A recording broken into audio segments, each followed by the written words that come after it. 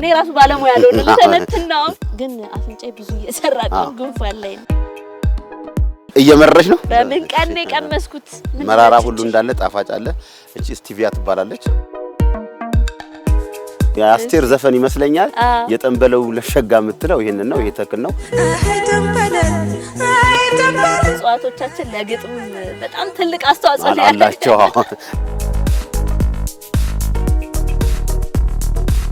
ጉዟችን ጀምሯል አሁን ያለነው የጉለሌ እጽዋት ማዕከል ነው እንግዲህ ማዕከሉ እጅግ በጣም ሰፊና ውስጡ ደግሞ ብዙ አይነት የእጽዋት አይነቶችን የያዘ ነው የችግኝ ማፍያ ጣቢያም አለው ዛሬ እንግዲህ ወደዚህ የመጣንበት ዋነኛ ዓላማ የችግኝ አፈላል ዘዴው ምን አይነት ነው ምን አይነት ሂደት አለው የሚለውን ለማየት ነው እንደሚታወቀው ኢትዮጵያ ሀገር በቀል የሆኑ እጽዋት አሏት እነዚህ ሀገር በቀል እጽዋት እንግዲህ የመጥፋት አደጋ የተጋረጠባቸው ናቸው እነሱን ታሳቢ በማድረግ በጣም ብዙ ስራዎች ነው የጉለሌ እጽዋት ማዕከል የሚሰራው ዛሬ እሱን ነው የምንመለከተው ብዙ ነገር እናውቅበታለን እናይበታለን አብራችሁ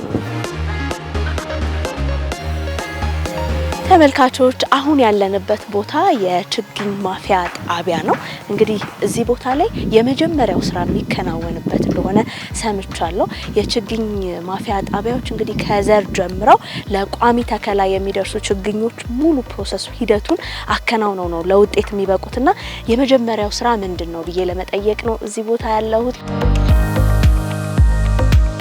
ሰላም ነው አለን እንተዋወቅ እስቲ ዘለቀ ባላለው የጉለሌ እጽዋት ማዕከል የእጽዋት የችግኝ ጣቢያው ቴክኒሻን ነኝ ዛሬ እንግዲህ ሁሉንም መሀል ላይ ያለውን የስራ ሂደት ለመመልከት ነው የመጣ ነው አንድ ችግኝ እንግዲህ ለተከላ ብቁ ነው ከመባሉ በፊት የሚሰሩ ብዙ ስራዎች አሉና ያ ሂደት ምን ይመስላል ከመጀመሪያ ጀምረው ያሳዩን እስቲ ምን ፈልጋቸው እጽዋቶች በቅድሚያ እናዘጋጃለን እጽዋቶቹን ካዘጋጀን በኋላ ለእጽዋቶቹ ደግሞ ግብአት የሚሆን እነዚህን ስብስቦች እናዘጋጃለን ማለትም አንደኛ አፈር ነው ቶፕ ሶይል የሚባል ወይም የጫካ አፈር የሚባለው እሱ እናዘጋጃለን ቀጥሎ ኮምፖስት አለን ሶስተኛ ላይ አሸዋ አለ ይሄንን ስናረግ ምንድነው በመጀመሪያ 3 እጅ አፈር እናረጋለን 2 እጅ ኮምፖስት እናረጋለን 1 እጅ አሸዋ እናረጋለን እነዚህን ሶስቱን ባንድ ላይ አሁን እንደዚህ እንደምታየው እናዋሃዳቸዋለን ከተዋሃዱ በኋላ ምንድነው እንትናቸው አፈርነታቸው ወደ በሶነት አሁን ይሄ እንደ በሶነት እስከሚቀየር እናረጋለን ማለት ነው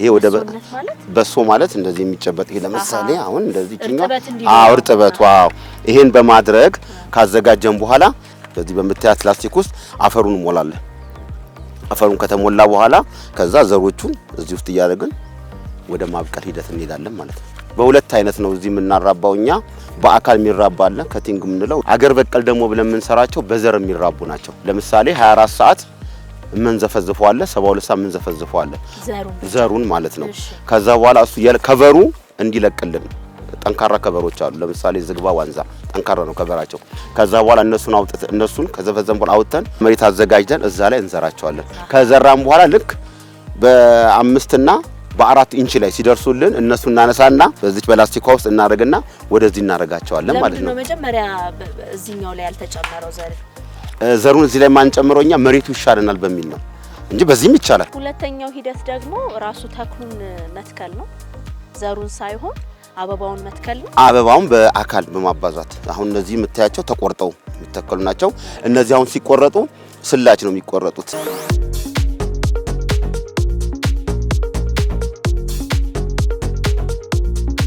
ይሄ ለምሳሌ እዚች ጋር ስላይ ተቆርጫዋለሽ አሁን ቀጣይም እዚህ ጋር ስላች ይቆርጣል ይሄንን ከዛ በኋላ አፈሩ በተጠቀጠቀው አፈሩ ውስጥ ወደ ላስቲኩን ብዙ ሳይጠጋ እንዲጋደል አድርገለችኛው አናቷ የምታያት ፀሐይ ካገኛት የመድረቅ ባህሪ ያላት ስለዚህ እቺን ወደ መሬት ነው የምናረጋው ውሃም ሲያገኛት የመሰስ ባህሪ ያላት ስለዚህ እንደዚህ አድርገን ይሄኛው በአካል እንዲበቅል እናረጋዋለን ማለት ነው ትንሽ ደረቅ ያሉ ነገሮች ይታውኛል የመደንገጥ ባህሪ ያለ የመጀመሪያው ስለሆነ በኋላ እየተላመደ ሲሄድ እየፈካ ይመጣል ማለት ነው ስለዚህ አሁን ስር እያወጡ ነው እያደጉ ነው ማለት ከዚህ በኋላ እንግዲህ ሂደት አላቸው በሂደታቸው እየተለወጡ ይመጣሉ ማለት ነው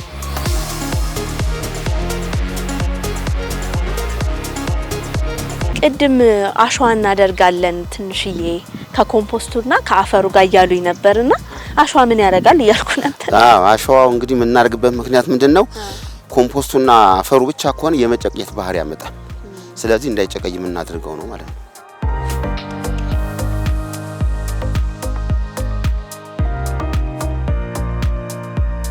ብሳና በጣም ታዋቂ ይመስለኛል በብዙ ሰዎች።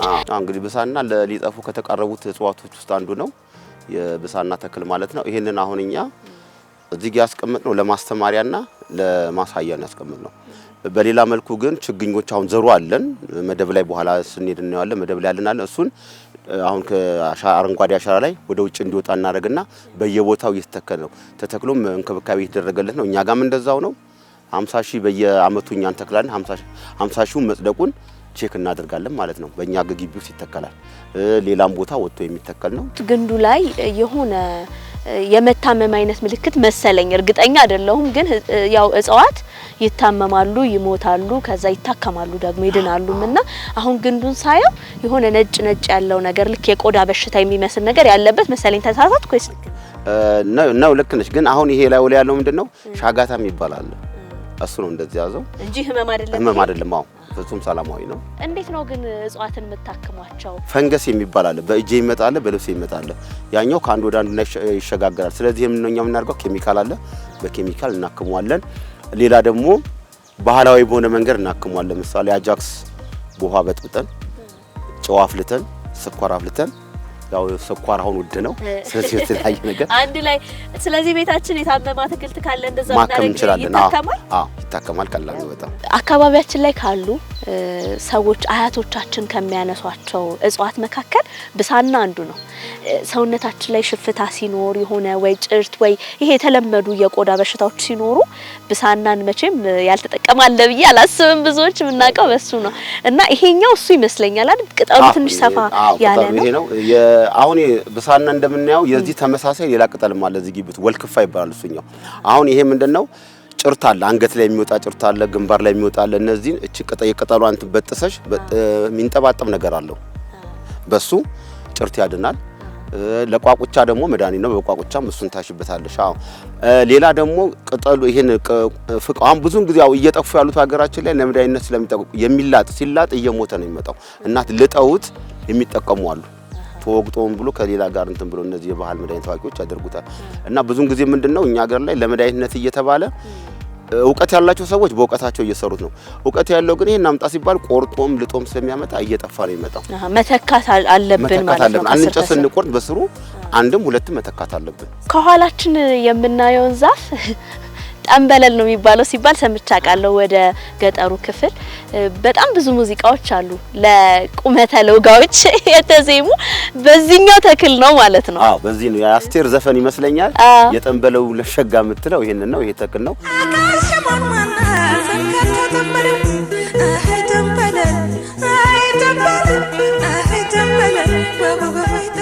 እሱ ራሱ ጠንበለል ነው ረጅም ነው። እና እቺ አሁን እንደዚህ ያዛት ምንድነው ቦታው ስላልተመቸው እንጂ በጣም የሚወጣና የሚያምር በጣም ግሪን ነው። ፍሬ ያለው አበባም አለው። እቺ ተነቀያ አበባ እዚህ ጋር የምታያታለች ትፈካለች። አዎ ፍሬ ያለው ብዙ አሁን የማራባው እጽዋቶች ከዘፈን ጋር እነ ናርዶስ የሚባል አለ እዛ ጋር በኋላ እናየዋለን። ናርዶስ ናርዶስ መዓዛማ ነው። የሽታ ዛፍ ቅጠል ነው። በጣም ደስ የሚል ሽታ አለው። ሙዚቃውን ያስታውሱታል? እኔ አላወቅኩትም። እኔም ወንድ ዘፋኝ የዘፈነው አስታውሳለሁ። ዶት ናርዶስ ይላል አካላቱ የሚል ዘፈን አለ እና ብዙውን ጊዜ እጽዋቶችን ስማቸውን እንትን ስል ከዘፈን ጋር እንትን እያልኩ ያው ገጣሚዎቻችን ጥሩ እንትን ነው እይታ አላቸው የሚል ሐሳብ ያለኝ እኔ። እጽዋቶቻችን ለግጥም በጣም ትልቅ አስተዋጽኦ ነው ያላቸው። ዛሬ እንግዲህ ይሄን እያየሁኝ በጣም መጠንቀቅ እንዳለብን ለእጽዋቶቻችን መጠቀም ብቻ ሳይሆን ደግሞ ነገ ከእጃችን እንዳያመልጡን እንዳያጠፉብን መጠንቀቅ እንዳለብን እንደገና እንደ ችግኝ እንኳን ባናፈላ ያገኘናትን ዘር አካባቢያችን ላይ መትከል እንዳለብን ትምህርት እየወሰድኩ ነው። ሌሎች በጣም ብዙ የምናያቸው ሀገር በቀል እጽዋት አሉ፣ ችግኞች አሉ። አብራችሁን ቆዩ። አሁን ያለንበት ቦታ ያው 95% የሚሆነው ሀገር በቀል እጽዋት ያሉበት ነውና ገና መጀመሪያ ስገባ እዚህ አይኔን የሳበኝ ይህ ተክል ነው። ስሙንም አላውቀውም። ውበቱ ግን በጣም ቆንጆ ነው። ለምን እንደሚያገለግል እና ስሙንም እስቲ ንገሩ። እሺ ይሄ የምታየው ቅጠል ፕሌክትራንትስ ይባላል። ፕሌክትራንትስ የሚባለው ወይን ጠጅ አበባ አለው። ለሀገር በቀል ነው። ለውበትም ለመድኃኒትም የሚጠቅም ነው። ስለዚህ ያው እንከባከበዋለን እናባዛለን። አበቃቀሉ ደግሞ ደስ የሚለው በአካል ነው። ዘር አይፈልግም። ሀገር በቀል ነው። እቺኛዋን እቺ የምታያትን እቺ ማለት እንደዚህ ሰብረ ነው። ይሄ ተሰብሮ ይሄ ቅጠሉ በዚህ መልኩ ማለት ነው በመቀስ ይቆረጥና እችኛዋን እንተክላታለን። በዛ መልኩ አሁን አቤት ይወስድ ተክላታለን። በጣም ወድቻታል። በዚህ መልኩ እናባዛዋለን ማለት ነው። አዎ በጣም ውብ ነው። ከዛ ደግሞ የተለያዩ ምርምሮች እየተደረጉበትም እንደነበር ሰምቻለሁ። አዎ እዚህኛ ጋር የዋናው ትልቁ ዓላማው ምርምር ነው። ሊጠፉ የተቃረቡትን እጽዋቶች በምርምር በማቆየትና በሚመቻቸው ምቹ ሁኔታ ላይ የመትከል ስራ ነው የሚሰራው። አንዳንድ ተክሎች የአየር ሁኔታ በጣም ተጽዕኖ ያሳደርባቸዋል። ሳይጸድቁ ሊቀሩ ይችላሉ። ለምሳሌ ቀዝቃዛ የሚመቸው አለ፣ ሙቀት የሚመቸው አለ። እሱ እንዴት ነው የምትለዩት? ከሀገሪቷ ክልል ሲመጣ እዚህ ማዶ ላይ የምታየው ግሪን ሃውስ የሚባል አለ። እዛ ውስጥ እናቆይና ከዛ ወደ ውጭ ደግሞ ወደዚህ ወጥቶ ወደዚህ ወደ ሜዳ ላይ የመላመድ ባህሪ እናደርግና ከዚህ አሁን ወደ 5 አይነት እንትን አላቸው። የአየር ንብረት ሁኔታ አለው። እዚህ ቦታ ላይ የተያዙ ቦታዎች አሉ። ደጋ፣ ወይና ደጋ፣ ቆላ፣ ውርጭ፣ በረሃ በሚል ይተከላሉ ወጥተው ማለት ነው። የሚመቻቸውን ቦታ መርጣችሁ ነው የምትተክሏቸው እንደየባህሪያቸው ማለት ነው። ከዛ ከመላው ኢትዮጵያ እንደተሰበሰቡ ሁሉ መልሰው የማባዛት ስራ ይሰራል ማለት ነው። እኛ እናባዛለን። አዎ እናባዛና እዚህ የምናስቀረው ሙሉ ለሙሉ እጽዋቶቿን ሙሉ ለሙሉ እኛ ወደ ውጭ አናወጣም። የምናስቀረው አለ። ያኛው ቢጸድቅም ባይጸድቅም የወሰደው አካል ባያጸድቀውም ቢጸድቅም ብለን እዚህ አስቀርተን ለቀጣይ ደግሞ እናደርገዋለን። በየአመቱ እንግዲህ በአረንጓዴ አሻራ የሚወጣ ነው ማለት ነው። ቀደም ሲል መነሻችን 430 ሺህ ነበር። አሁን በዚህ በ4 አመት ውስጥ አረንጓዴ አሻራ ከተጀመረ ጀምሮ 1 ሚሊዮን ላይ ያለነው ችግኝ የምናፈላው።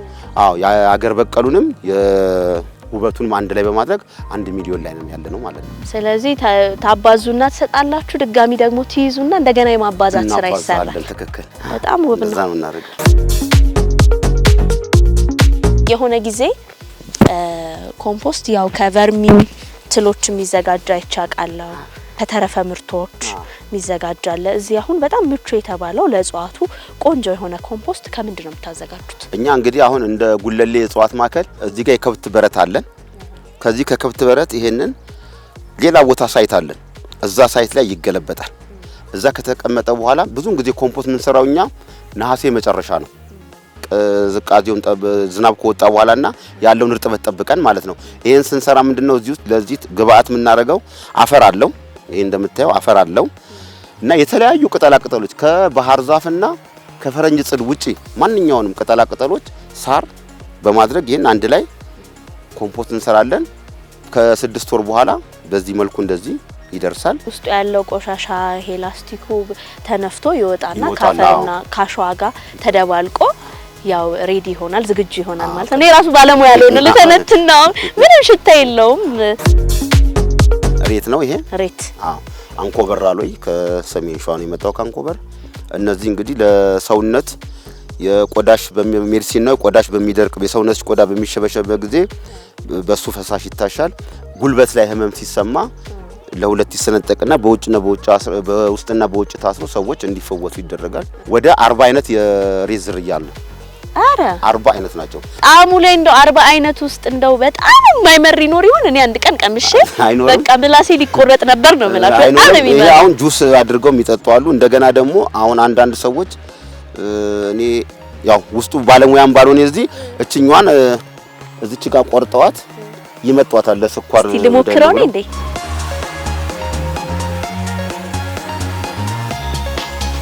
ይሁን አለው ግን አፍንጫ ብዙ እየሰራልኝ ጉንፋን ላይ ነው። ያውን አለው ያንኮበር የሚባለው ነው። ከካንኮበር ስለመጣው ኃይለኛ ሽታ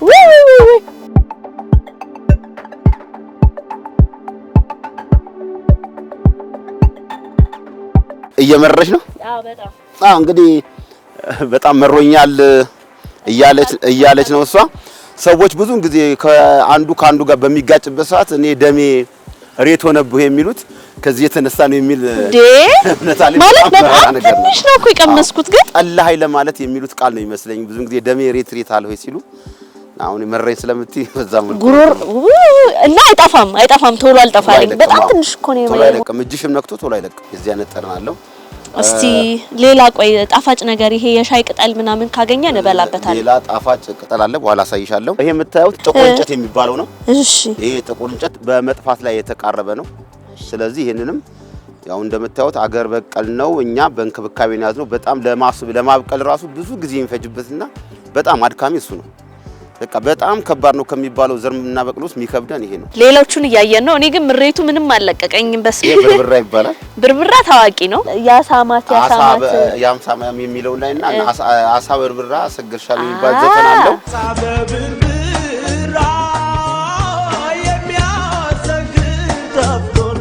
የዚህ ተመሳሳይ ድግጣም ይባላል።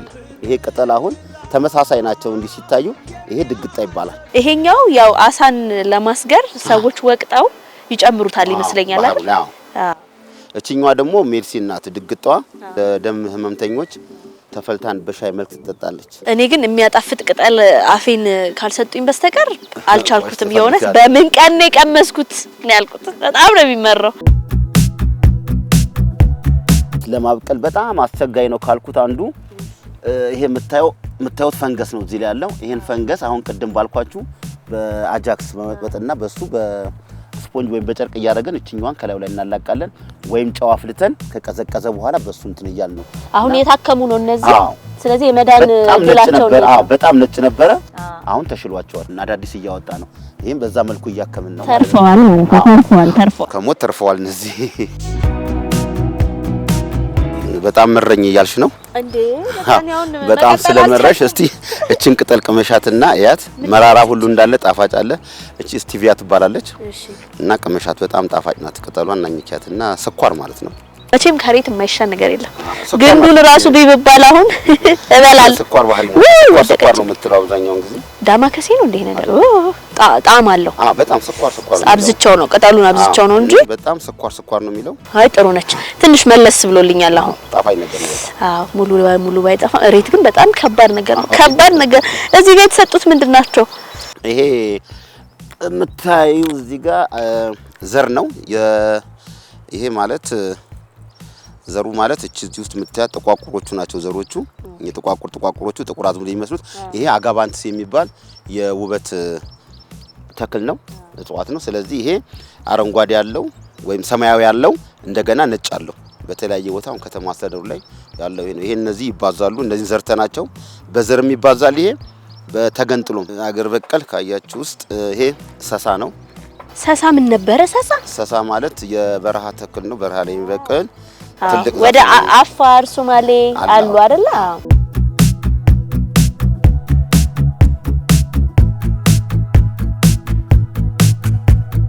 አሁን ደግሞ የምናየው ዋንዛን ነው። ፍሬው ይበላል የሚል ነገር ሰምቻለሁ። እኔ በልቻለሁ። እንግዲህ ዋንዛ እንደምታው በጣም ግዙፍ እንጨት የሚሆን ነው።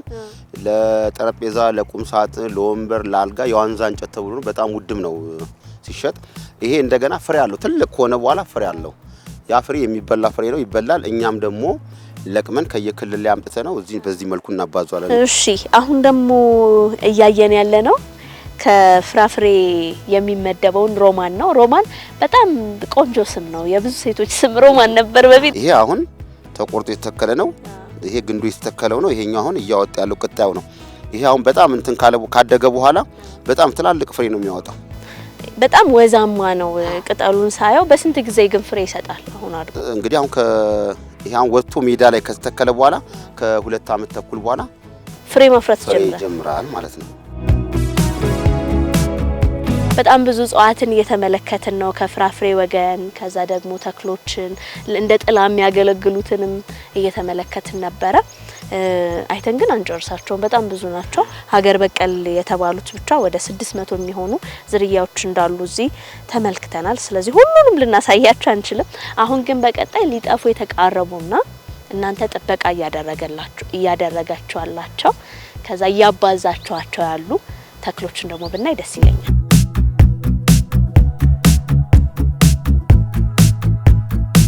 ይሄ የመከለያ ቤት ወይም ግሪን ሃውስ የሚባል ነው። እዚህ ውስጥ ከተለያዩ የሀገራችን ክፍሎች መጥተው እጽዋቶች ማቆያ ከቆዩ በኋላ ወደ ውጭ አውጥተን አላምደን ለማባዛትና ለመትከል የምናደርግበት ቤት ነው። እዚህ ወደ ውስጥ ገባ ብለን ያለን። እቺኛዋን ግን አስቀምጠሽ ነው የምትገቢው። አረ ይዞ መግባት አይቻልም። እሺ አሁን እዚህ ጋር የምታያቸው የተለያዩ የእጽዋት ዘሮች ናቸው። እነዚህ አገር በቀል በዘር የሚባዙት ማለት ናቸው። እነዚህ አሁን ከተለያዩ የሀገራችን ክፍል ተለቅሞ መጥተው እዚህ አሁን በእህቶቻችንና በእናቶቻችን በስነ ስርዓቱ ትፈለፈልና እየደረቀች አሁን በየቫራይቲ የተቀመጡት ይሄ በኋላ ጊዜው ሲደርስ ለመዘራት ይበቃል ማለት ነው።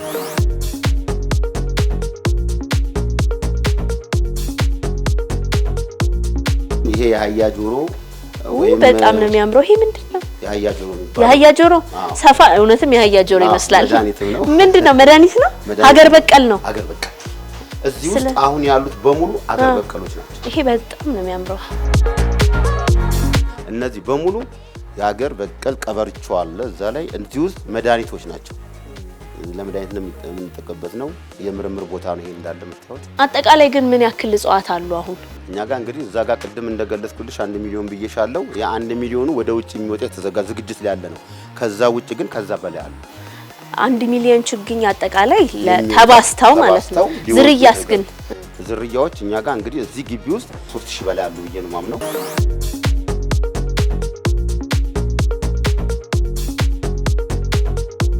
አልፎ አልፎ ሙቀት ይፈልጋሉ። ለምሳሌ ዘንባባ ይሄንን ጊዜያቸውን ሲጨርሱ ወደ ውጭ ይወጣሉ። ውጭ እናላምዳቸዋለን ሼድ ውስጥ አድርገን ማለት ነው።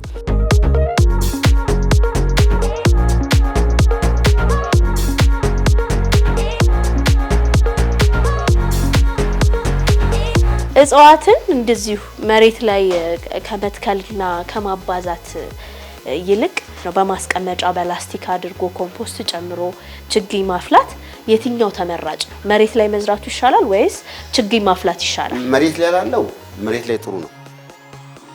ግን መሬት የሌለውና የመሬት የቦታ ጥበት ያለው ሰው በእቃ አድርጎ ይጠቀማል ማለት ነው።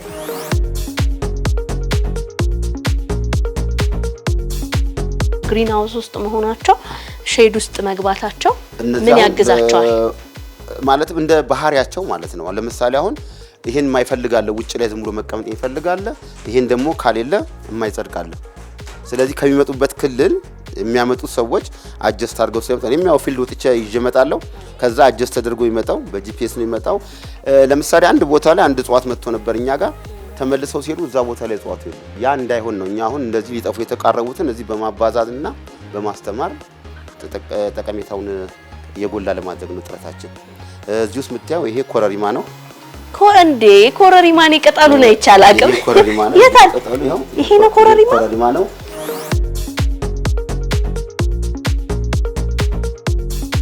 ኮለስ የለም ውጭ ላይ ይሄ አበባ ማለት ነው። ይሄንን አሁን እዚህ ላይ አድርገን ነው። ሁለት አይነት ከለር ነው ያለው። አዎ ኮለስ ሁለት አይነት ከለር ነው። በጣም ነው የሚያምረው። ደማቅ ቀይ ነው። እዚህ ጋር ስትዩ አረንጓዴ ነው። እዚህ ጋር በጣም ይቀላል። እዚህ ጋር አረንጓዴ ነው። ይሄም አባስተነው ያውና እዛ ጋር አለ ማለት ነው። በዚህ መልኩ ነው እዚህ ቆይቶ ቅድም ያያችሁት ዳስ ውስጥ የሚገባው ማለት ነው። በጣም ብዙ ነገር ነው ያየነው። እያንዳንዱን ነገር መግለጽ ባንችልም ምክንያቱም በጣም ብዙ አይነት እጽዋት ናቸው እዛ ያሉት። ግን እንደው የሚመክሩን ነገር ምንድነው? እርሶ ከእጽዋት ጋር እንደኖረ ሰው እንደ ልጅ ሆኖ የሚንከባከቡት አሁን ሳይውት ራሱ የሆነ ጊዜ የሆነ ቦታ ይዤ የመጣሁት ተክል ነው ይሄ እዚህ ተራባው ያሉ እየነገሩን ነበርና በጣም ቅርብ እንደሆኑ ይሰማኛልና ቤታችን ምን ተክላቸውን እጽዋቶች እንዴት ነው መንከባከብ መያዝ ያለብን? ደግሞ ሊጣፉ የተቃረቡት ላይስ ራሱ ምን መሰራት አለበት ይላሉ? እኔ አሁን ቅድም እንዳነሳሽው እጽዋት በጣም ወዳለሁ።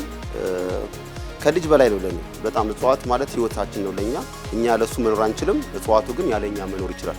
ስለዚህ ሁሉም አሁን አዋይርነስ በየቦታው እየተፈጠረ ነው ያለው። ስለዚህ ሁሉም እያንዳንዱ እጽዋት ሊጠፉ የተቃረቡ የሀገር በቀል እጽዋቶቻችንን ተንከባክበው መሬት ያለው ቦታ ያለው ቦታው ላይ፣ ቦታ ያሌለው ደግሞ በማንኛውም ላስቲክ ላይ ላስቲኮችን ቆርጦ አሁን እዚህ የሚታዩ ፎቶዎች አሉ እንደምታዩቸው በእነዚህ ላይ ጧት እስከ 3 ሰዓት ባለው ጊዜ ውስጥ ማታ ደግሞ ከ11 ሰዓት በኋላ ባለው ጊዜ ውስጥ ውሃ እያጠጡ ውሃንም አብዝቶ ማጠጣት ደግሞ እጽዋቶችን ያበሰብሳል። ስለዚህ ውሃ በብዛት የሚፈልጉ እጽዋቶች አሉ፣ ትንሽ የሚፈልጉ አሉ። አሁን በ3 ቀን አንዴ ይፈልጋል፣ ጧትና ማታ ይፈልጋል። እነዚህም በመለየት ከሚገዙበት አካባቢ ከሚያመጡበት አካባቢ ባለሙያን ጠይቀው በዛ መልኩ ቢያራቡና አንደኛ የገቢ ምንጭ ነው፣ ሁለተኛ ደግሞ የሀገርን ገጽታ የሚቀይር ነው። አሁን እንደምናየው ወንዝ ዳርቻ ኮሪደር ልማትን እነዚህ የምናያቸው ቦታዎች ሁሉ በሰውን የተለወጡት። ስለዚህ እውቀት ይጠይቃል፣ ፋይናንስ ይጠይቃል። ስለዚህ እነዚህን አቀናይቶ በሰው ጉልበት ይሄን ሰርቶ መለወጥ ነው የሚል እምነት አለኝ። አሁን ከተማ ውስጥ የሚኖርም ሰው ምናልባት ቦታ የለኝም እኮ ነው ምኑ ጋር እጽዋትን ልትከል እንዲ ደግሞ ለምግብነት ራሱ የሚያገለግሉ አሉ ፍሬ ያላቸው አሉ ስለዚህ መርጦ እነሱንም በቨርቲካል ፋርሚንግ ደግሞ ማድረግ ይቻላል እሱ ላይ አሁን መሬት የለኝም ቆስጣ ሰላጣ ጎመን ለመትከል የለኝም የሚል ሰው ካለ ሃይላንዶች አሉ ሃይላንዶችን ወገባቸው ላይ ቆረጥና ታችኛው ቂጡን የአናቱን ጉራጅ ላይ ሰክቶት ይሄኛውን ቂጡን ይበሰዋል ቂጡን ከበሰዋል ያኛው እዛ ላይ እንጠባጠባል በሽቦ ማንጠልጠል ይቻላል በየስብሳብ ይባላል ወይም ይሄ የጣሪያ ዙሪያ ላይ እዛ ስር ማንጠልጠልና ማብቀል ይቻላል ከዛ በቃ ቅጠሉን እየቆረጡ መብላት ነው ስንፍና ያስፈልግም ነው ውሃው ራሱ ወደ መሬት እንዳይፈስበት የአናቱን ጉማጅ ከስሩ ይሰካዋል ስለዚህ ውሃው ያን ውሃ እየመለሰ መጠቀም ይችላል አሁን እንግዲህ ተመልካቾች በጣም ብዙ አይነት መንገዶች አሉኛ ራሳችንን ለማስተማር ለእጽዋት ደግሞ ቅርብ ለመሆን መሞከር ነው እንጂ ብዙ አይነት መንገዶች አሉ እኛ ተጠቃሚ መሆን የምንችልበት እጽዋቱንም ማብዛት ማራባት የምንችልበት ዛሬ በጣም ብዙ ነገር ነው የተማርነው ብዙ ሀገር በቀል እጽዋትን ተመልክተናል ስለነበረን ቆይታ እጅግ በጣም ነው ማመሰግናለሁ እኔም በጣም አመሰግናለሁ